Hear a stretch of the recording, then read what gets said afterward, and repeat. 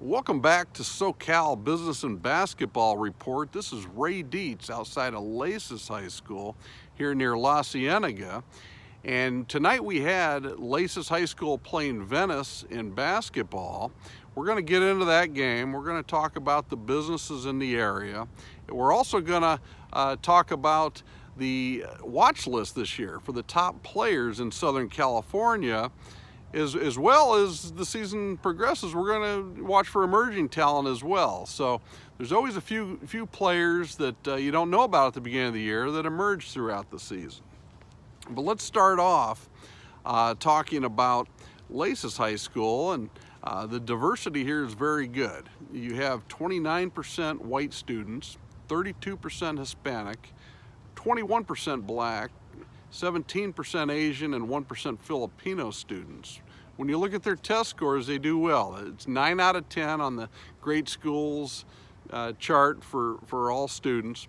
The test scores for Hispanic students, they show 7 out of 10, 10 out of 10 for white students, 6 out of 10 for black students, and 10 out of 10 for Asian students. Now let's look across LA County and look at a powerful basketball school like Fairfax. There, the diversity, you see 59% Hispanic students, 15% black, 15% Asian, 7% white, and 4% Filipino. The test scores at Fairfax are good. It's 8 out of 10 for all students, 8 out of 10 for Hispanic, 4 out of 10 for black students, and 8 out of 10 for white students. Now, when you look at a historic basketball power like Artesia that has not done as well in recent years, let's look a little closer at their breakdown. Diversity-wise, Artesia has 72% Hispanic students, 8% black students, 8% Filipino, 5% Asian, 4% white students, and 1% Pacific Islanders. And when you look at their test scores at Artesia, all students at 6 out of 10, Hispanic students score 5 out of 10, black students 3 out of 10, Asian students 10 out of 10, and white students 10 out of 10. Finally, let's look at Compton High School. The diversity at Compton is 82% Hispanic students, 17% black, 1% Pacific Islander, and less than 1% white. And the testing scores at Compton High School are 3 out of 10 for all students, Hispanic students score 4 out of 10, and black students score 2 out of 10. So we've all seen this week there was a lawsuit from the Compton School District where they're suing the University of California system. There's also some individual students and community groups that are suing UC as well. And the whole idea there is that they want to remove the SAT and the ACT from the admissions process. They say that the tests are unfair.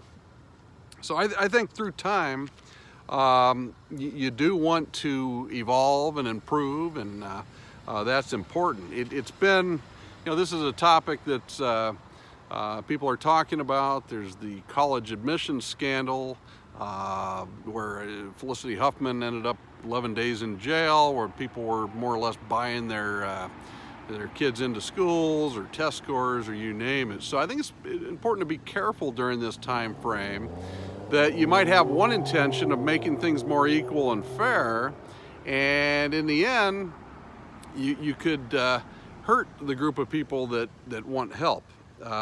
Or you are trying to help. The College Board data, let's look at this here. 45% of white students who took the SAT in California scored at least a 1200 out of 1600. 55% of the Asian students did. Only 9% of African American students scored 1200 out of 1600, and 12% of the Hispanic students got that score. So if a test is equal, it should be an equalizer. Now, who knows what the background is. In my opinion, I don't think you want to take away from someone's score because, say, they're Asian, and Asians in general have better test scores that we've seen in LA County. I could see where maybe there's a overcoming obstacle type of score that's a separate score that's looked at. But I think you have to be careful not to discriminate against a group of people that is scoring well. And you know, the old story where if you take the 100 richest people in the world, take away all their money and let them get back to work within 10 years, there's probably some people on that list that end up in the top 100 richest people in the world once again after 10 years. So I don't think just going in and chopping these tests is going to be, in my opinion, the best thing to do. I think there's other things that you can do. For example, take a guy like Ethan Anderson, who was last year's City Section Basketball Player of the Year. Comes from a great family. Went to Fairfax High School. He's at USC. And if he went out, and of course he'd have to want to do it, and I'll mention another kid in a minute, but if Ethan went out and spoke with middle schools that fed into Fairfax High School, or he went and spoke at another school where it could be helpful, I think he could impact people. I think Jaime Jaquez, a freshman at UCLA who played at Camarillo High School, if he went out and spoke at Camarillo Middle School, or at a middle school in Artesia that was a feeder to Artesia High School, I think there's people that would listen to them. And why I say that, there's going to be someone that connects with every kid. When I was in middle school, I was having the time of my life. I was probably an average student, not the best student. I was the quarterback on the football team, point guard on the basketball team. I was ripping guys' books out of their arms by the stairwell to make my friends laugh. And the older girls liked me, so I was kind of having the time of my life, and I was an average student. But Mr. Moran was my history teacher in the 8th grade, and he really struck a chord with me. He said, you know, when you hit high school, your permanent record starts. And that's where, you know, grades are very important for high school. And I really, I think why I listened to him, I enjoyed listening to his stories. He'd talk for over an hour in the class about when he used to ride his motorcycle when he was a kid and going swimming at a place called Nelson Ledges. And so he connected with me, and I listened to what he said. When I hit high school, my first 2 years, I had a 4.0, and I don't think you would have predicted that in middle school. My friends were kind of surprised at how serious I took school, and that really set me up moving forward. So, you know, I think connecting at that age is important, and when you disrupt something that you don't like, you can disrupt that moving forward forever. When I was younger, I enjoyed watching college basketball, and I saw a team where the starters went and shook the hand of the opposing coach when they announced the starting lineup. So when I got to high school, it was something that my high school never did, but when I started on the basketball team, I went and shook the hand of the opposing coach, and my teammates followed, and they started doing that as well. And I even remember one of our assistant coaches, Keith, who's passed away. He was a janitor in the school, and he was one of the assistants on the basketball team. He told me that the head coach told him privately that he didn't know why the hell the team was shaking hands with the opposing coach. And well, the reason was because I started doing it, and everybody else followed along and did it as well. And it's funny that if you go back to Kent Roosevelt High School today, 30 years later, you'll see the team goes and shakes the hand of the opposing coach. So people tend to do what's been done in front of them. And if you disrupt something, there's a chance that people will continue following that lead, and that will go on forever. So that was a very good lesson for me when I was younger. And it's just funny how, now who knows, one year that may change, but I think you have to have a systematic approach to these test scores. And I'm just focused on LA County here, but I think there's many things that can be done. Coming back here to LACES, I mentioned it's a very good academic school. There's 2 kids this year that have applied to MIT, and the school thinks they have a good chance to get in. I spoke with one of the mothers, and she's very hopeful and very proud of her son. This school here, you know, it's very difficult to get in. You have to know the system. There's a middle school, there's a high school, and it's not necessarily always the smartest kids that get in, but you've got to know the system, and if the parent's involved, you know, it's probably going to be someone that's on their toes that goes here. They have lots of AP classes, and by the time the kids take the PSAT, they've, in general, most of them have taken it several times. That is one area I think they could improve here. In the recent year, there were 4 National Merit semifinalists from LACES High School here. Now that compares in the LAUSD Pacific Palisades High School, they had 7 National Merit semifinalists. In comparison, Harvard Westlake, who you've heard me say I believe is the top academic school in LA, they had 21 National Merit semifinalists. That's a private school. On the west side, Windward, a private school, in comparison, had 3 National Merit semifinalists. So that gives you a blend, and so there's different opinions on that, but it's certainly something you have to work on.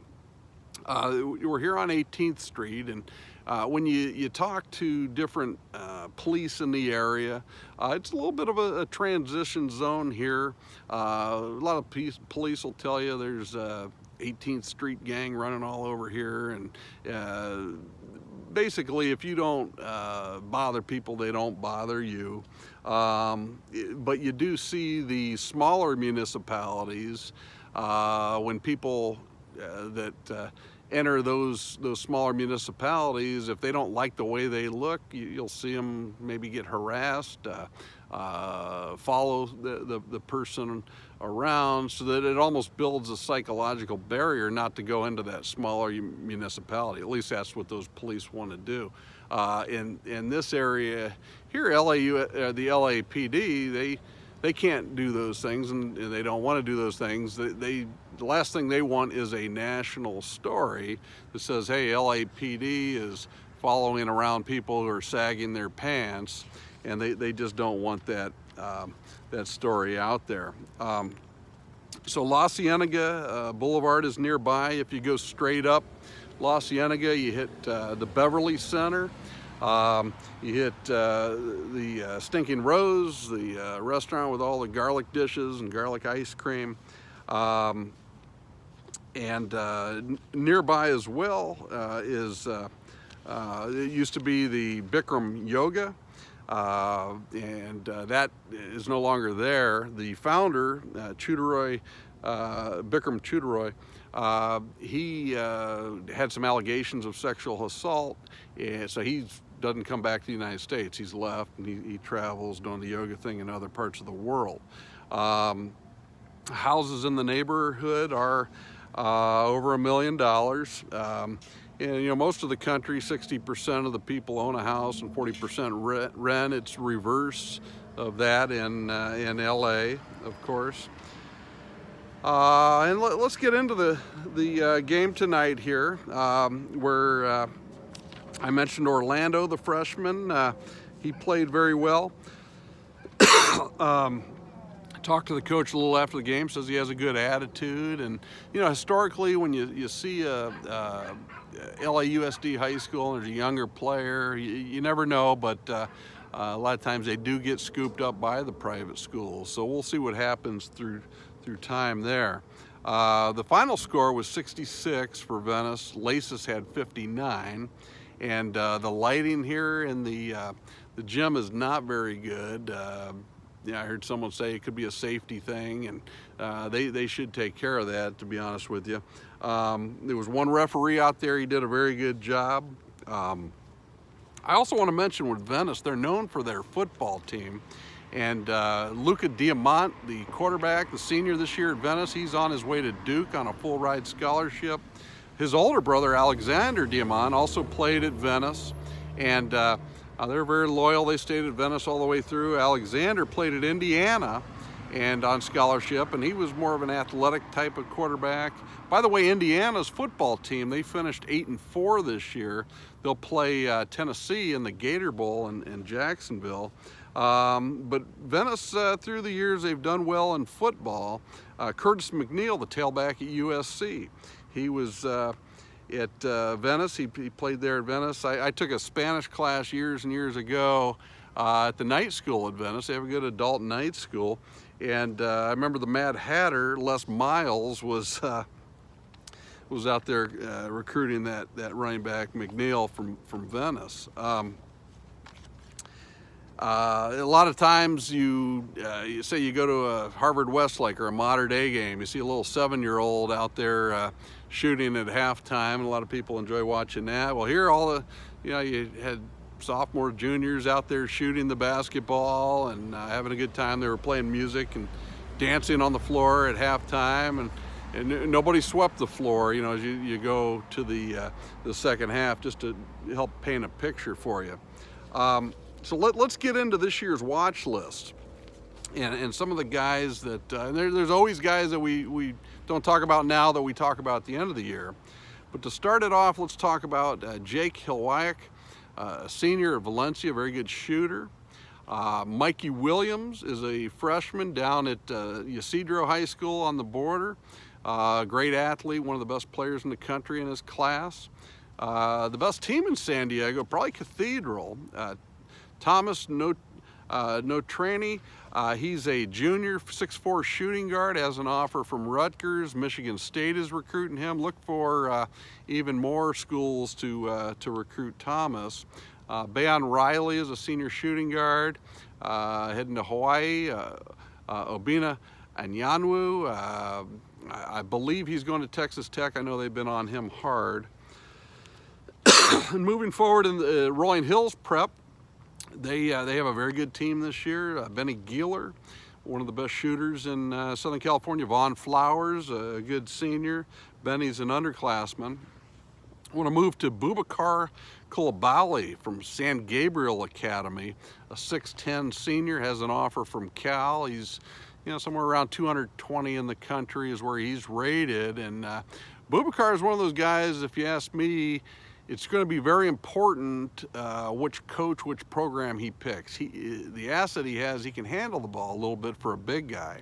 He's the kind of guy that I see where if he picks the right place and takes the coaching, he's a guy that could end up in the NBA. He's also the kind of guy that could just fizzle out. He could disappear in college. So I hope he takes his time and has people in his corner helping him. Evans Kamoy, 6'8" senior, Renaissance Academy, one to watch. KJ Simpson, a player over there at Chaminade, a guard, 6'2", very good athlete, has very good hops. Colony has a number of guys to watch, but the two I'll mention, some other guys on their team can emerge, but Brenton Napper is a point guard that's committed to Santa Clara. He has a brother that plays at West Virginia. Kylan Boswell is a freshman point guard who he's got to jump some rope, I think, over the next couple years and get a little quicker feet. But when Devin Askew moves on from Mater Dei to Kentucky, I think Boswell is a candidate to be the best point guard in Southern California. I'm not saying he's there now, but we're going to watch him closely.